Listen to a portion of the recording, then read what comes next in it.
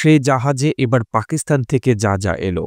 স্বাধীনতার পর দ্বিতীয়বারের মতো পাকিস্তানের করাচি থেকে কন্টেইনার বহনকারী জাহাজ সরাসরি এসে ভিড়েছে চট্টগ্রাম বন্দরে। প্রথমবার জাহাজটি এসেছিল চলতি বছরের ১৩ই নভেম্বর।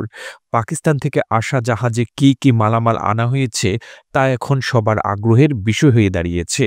জানা যায়, পাকিস্তান থেকে চট্টগ্রাম বন্দরে সরাসরি কন্টেইনার জাহাজ সেবা চালুর পর এবার আরও বড় পরিসরে আমদানি শুরু হয়েছে। এমভি ইওয়ান নামের কন্টেইনার জাহাজ চট্টগ্রাম বন্দরে পৌঁছেছে। নির্ধারিত সময়ের একদিন পর জাহাজটি পৌঁছায়। এটি পাকিস্তান করাচি বন্দর থেকে চট্টগ্রাম বন্দরে পণ্য নিয়ে দ্বিতীয়বারের মতো পৌঁছালো।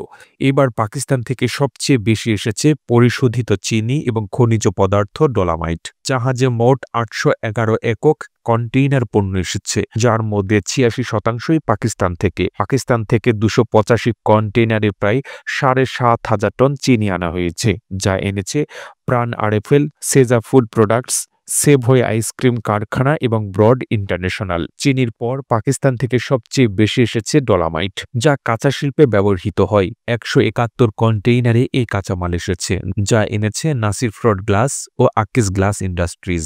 এছাড়া সোডা অ্যাশ, কাপড়ের রোল, আলু, আখের গুড় এবং পুরনো লোহা আমদানি হয়েছে। পাকিস্তান ছাড়াও সংযুক্ত আরব আমিরাত থেকে এসেছে খাদ্যপণ্য, খেজুর, লুভ অয়েল এবং যন্ত্রাংশ। এতদিন পাকিস্তান থেকে পণ্য আমদানি করতে শ্রীলঙ্কা বা সিঙ্গাপুর হয়ে চট্টগ্রামে পৌঁছানো হতো, যার কারণে সময় বেশি লাগত।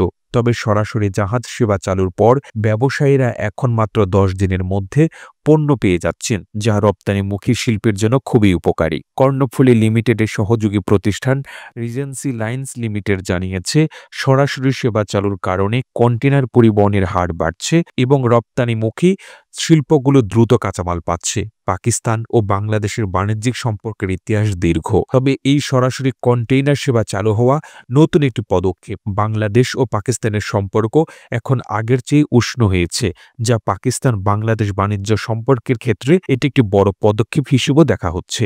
পাকিস্তান থেকে হাই কমিশনও এই সেবাকে দ্বিপাক্ষিক বাণিজ্যের ক্ষেত্রে একটি বড় পদক্ষেপ হিসেবে উল্লেখ করেছে, যা নতুন ব্যবসার সুযোগ সৃষ্টি করবে এবং ট্রানজিট সময় কমাবে। প্রতিবেদনটি ভালো লেগে থাকলে আপনার ফেসবুকের টাইমলাইনে এখনই শেয়ার করুন।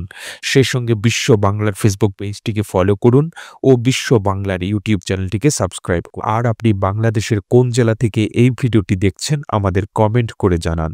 আমরা পরবর্তী ভিডিওতে আপনাকে ধন্যবাদ জানাতে ভুলব না। এতক্ষণ বিশ্ব বাংলার সাথে থাকার জন্য অসংখ্য ধন্যবাদ।